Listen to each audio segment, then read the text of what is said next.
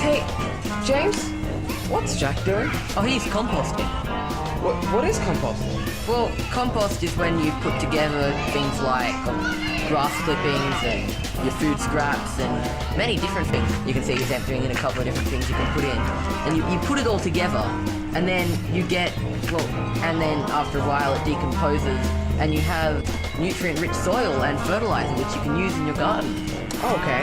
Then what are the most important things to remember when composting? Well, you can remember what you need for a good compost with using the acronym ADAM, which, the first A stands for aliveness, which is all the different, living things, like microorganisms and worms and bugs and all that kind of stuff that helps the compost to biodegrade.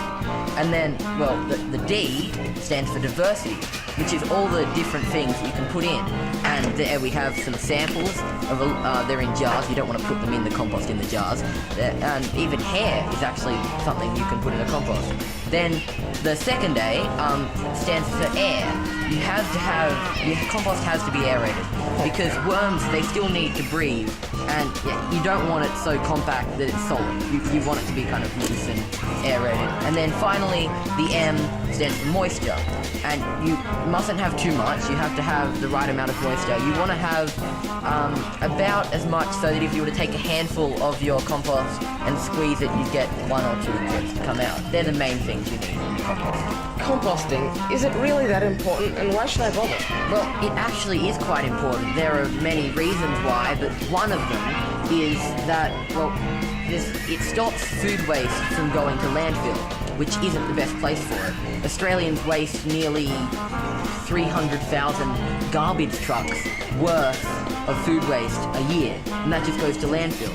And when food waste is in landfill, instead of decomposing properly like it does in a compost heap, it can turn into methane, which is actually 25 times worse when contributing to climate change than carbon dioxide is. Say if I wanted to learn more, where could I go?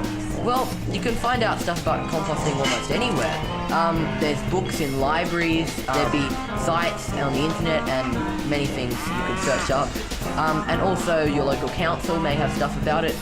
But then also you can go to eco gardens, like Kariong Eco Garden, where we are at the moment, if you want to find people who will just talk to you about gardening and composting and worm farms and many other things like that. Okay.